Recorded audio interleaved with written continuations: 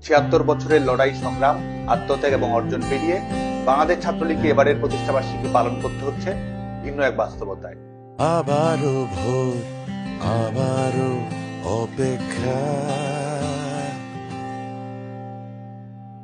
আবারও জেগে ওঠো, এখনই সময়।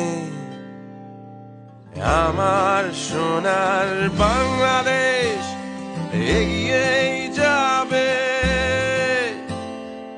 আবারও ঝাঁপ দেবে এমন নির্ভয়।